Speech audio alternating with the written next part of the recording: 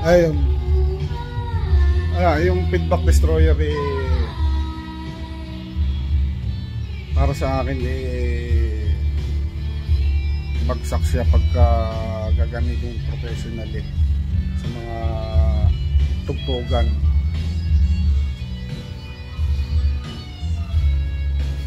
Pero magagamit pa naman. Nakita ko ng ibang feedback destroyer, sineset up sa harap ng speaker. Mahal naman, napakamahal. Ngayon, yun lang talaga isang napansin ko. Nadidelay yung audio niya. Pero yung tunog, normal lang siguro na mabago yun kasi kinakancel nga ng feedback destroyer yung mga frequency na nag-focus ng feedback. Ang alam ko ganun ganun ang trabaho mo. Hindi man kinakancel, binababa niya. Binababa ang adjust ng frequency.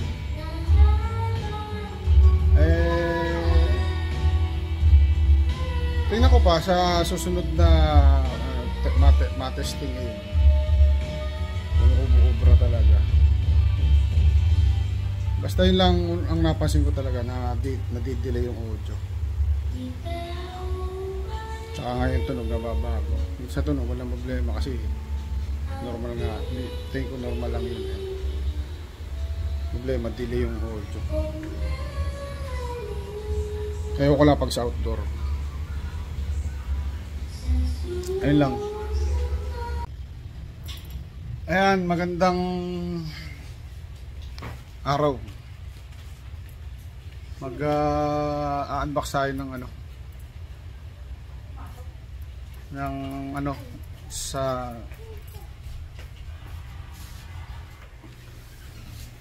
sa mic feedback destroyer. Kasi ngayon nagbibideo okay kami. Ngayon matetesting. Dagdag ko lang ito Ito. Bluetooth. Kaya ako bumili nito. Itong TV ayaw mag-connect sa Bluetooth nitong mixer. Ayaw ko kung bakit. Baka yung version hindi compatible. Kaya bumili ako nito para pumasok dito sa mixer. Ngayon yan, mag-unbox kami ng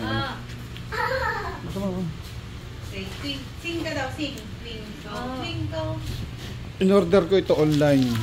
Hindi ko lang kung sa Shopee o Lazada. Ayan mo ito.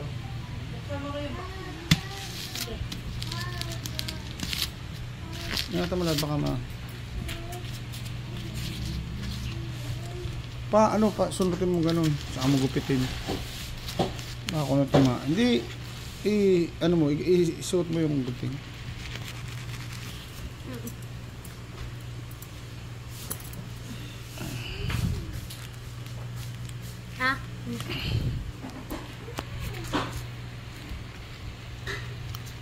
Ayan, mag-unbox kami. Ito matagal nang dumating rito. Ngayon ko lang kasi nga ngayon lang ko na ilabas itong mixer na ito.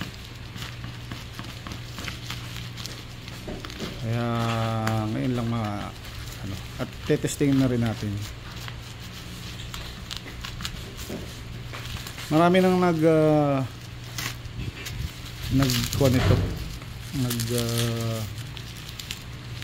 nito. Yung ibang napanood ko hindi ganong malinaw.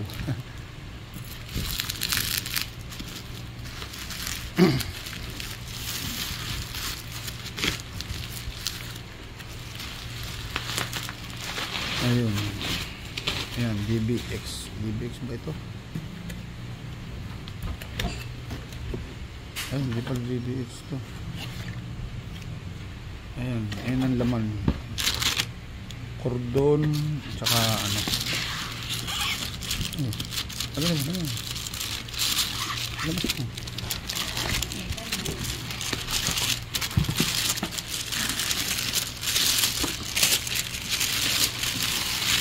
DBX na. Ayan. Bali ito ang kinuha ko yan 4.0 DBX feedback destroyer. Tignan natin yung sa likod. Ayan, sa power. Tapos in 1 and 2. Output 1 and 2.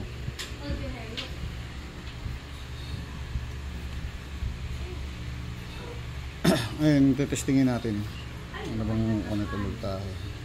Ayan, 100 volts to. Ayan, ipapakita ko muna yung mic kung paano mag-feedback.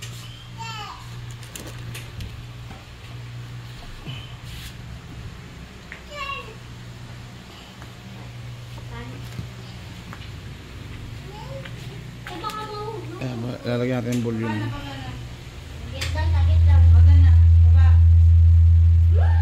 Low volume natin sa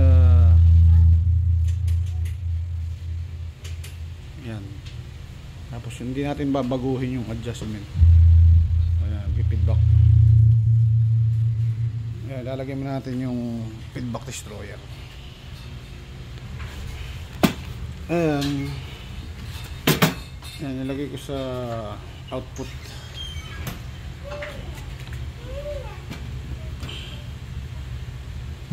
Tapos itong mic lagyan natin sa input. Ayan. Input 1.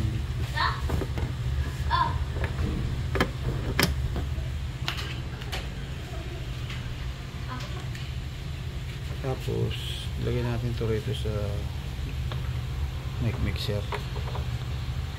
Wala akong binagong adjustment para makita natin yung resulta. Ayan, may power na. Power na. Ayan, testingin na natin yung mic. Oh, ayan. Ayan, binuksan ko na yung mic. Wala na.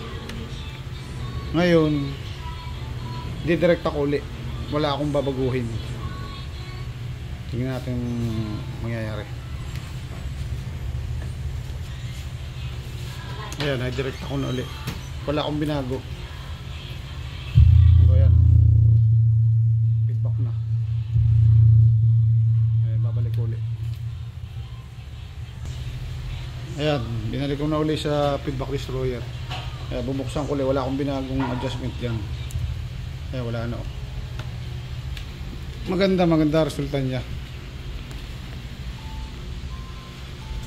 Hello. Check.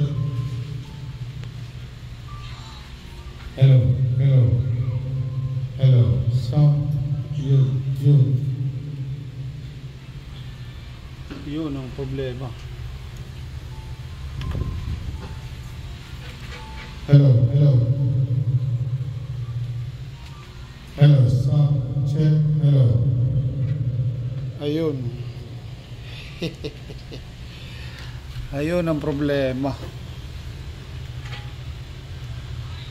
Delay ang ano niya, audio. Hello. Ay, sandali. Hello.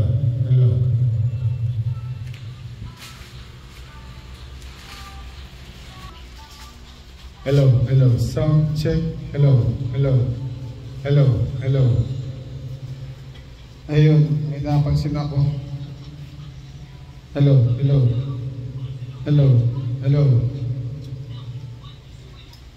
Yung response may delay. Nadi-delay siya. Wala naman akong binagong adjust. Subukan ko lang direkta.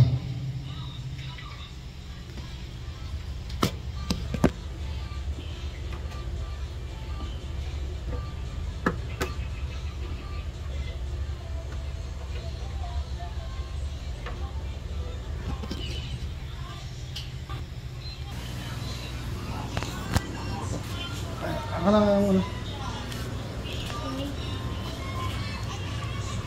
Eh, pawis naman.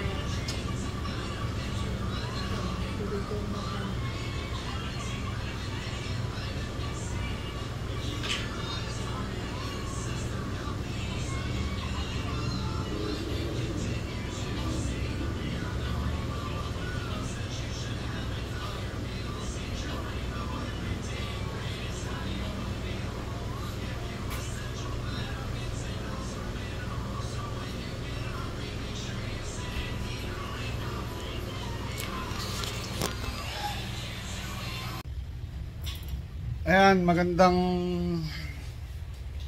araw. Mag-unbox tayo ng ano,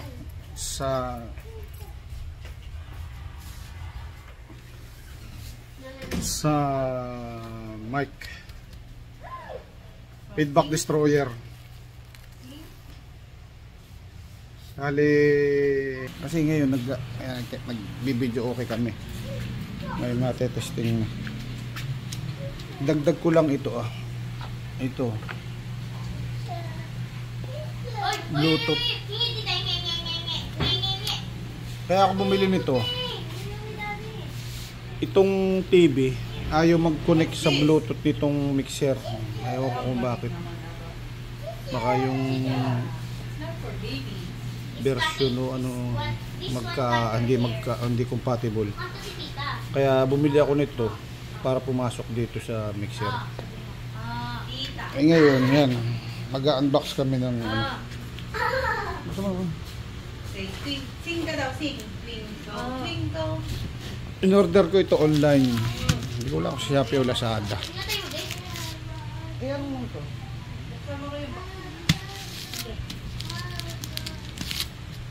Ingatan mo lang, baka sundutin mo ganun. Saka mo gupitin.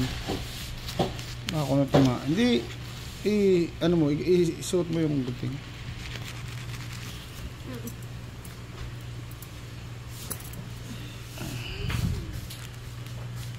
Ha?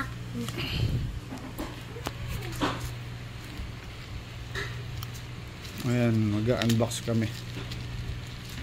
Ito matagal nang dumating rito. Ngayon ko lang kasi nga ngayon lang ko na ilabas itong mixer na ito.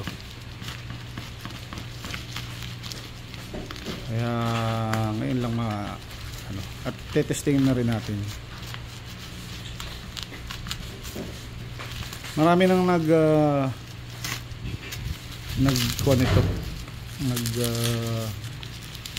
nag-vlog nito. Yung ibang napanood ko hindi ganong malinaw.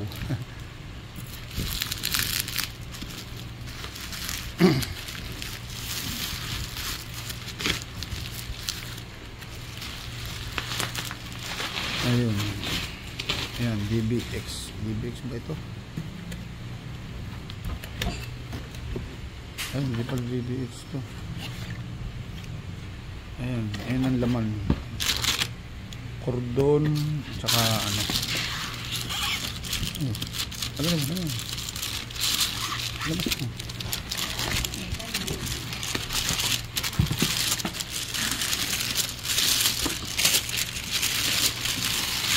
DBX na.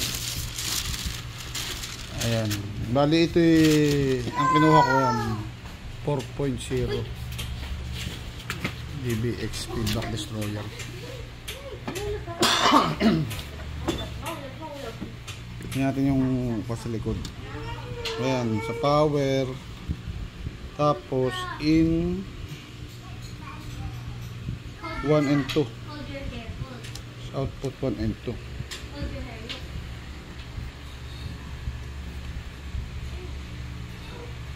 Ayan, tetestingin natin. Ano bang connected tayo? Ayan, 100 volts to. Ayan, ipapakita ko muna yung mic kung paano mag-feedback.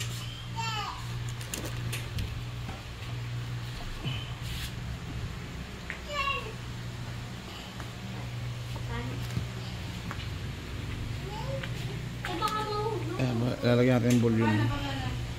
Gitang, gitang. Baga na. Baba. Low volume natin sa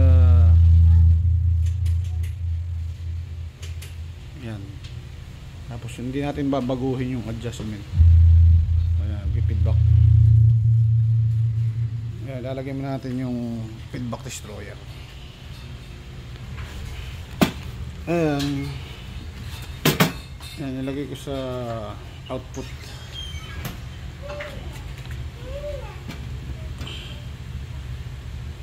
Tapos itong mic lagyan natin sa input. Ayan. Input 1.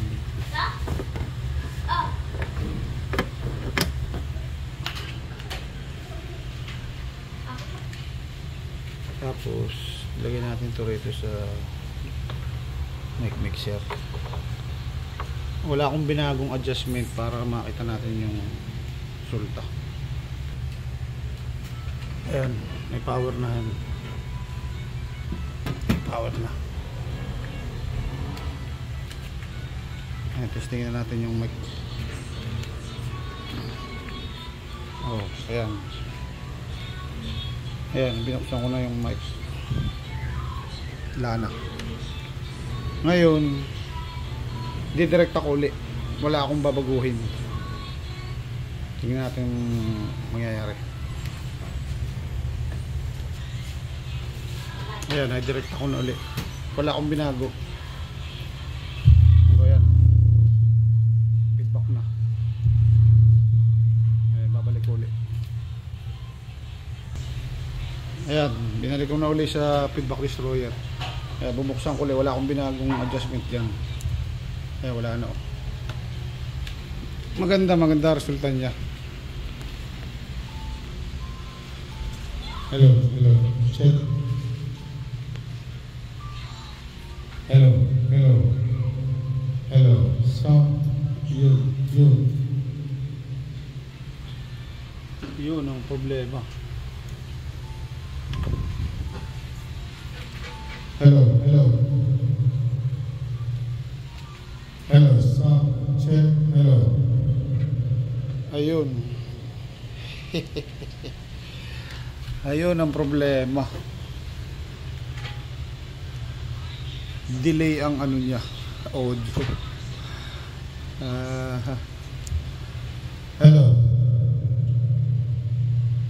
Ay, sandali.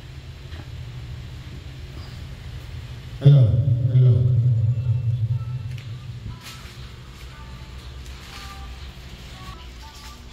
Hello, hello. Sound check. Hello, hello.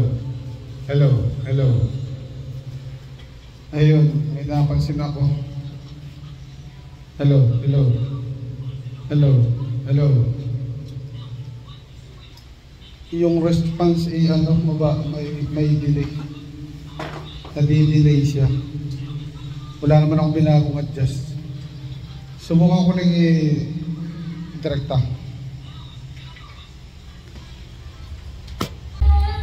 Ayun. Yung feedback destroyer para sa akin bagsak siya pagka gagamitin professionally sa mga tugtugan.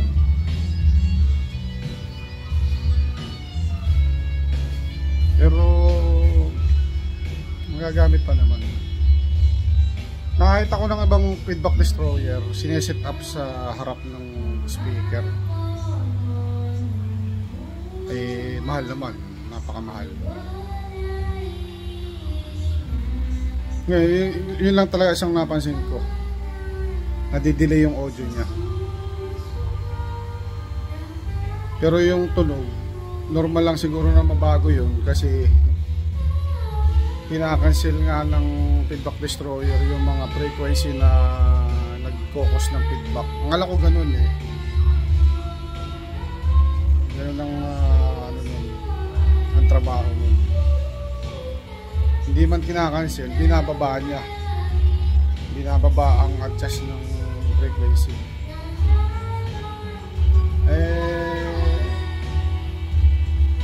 Tingnan ko pa sa susunod na matesting ngayon. Kung ubra talaga. Basta yun lang ang napansin ko talaga na nadidelay yung audio. Saka ngayon tunog nababago. Sa tunog walang problema kasi normal nga. Tingin ko normal lang yun eh. Problema, delay yung audio. Ayaw ko lang pag sa outdoor. Ayun lang.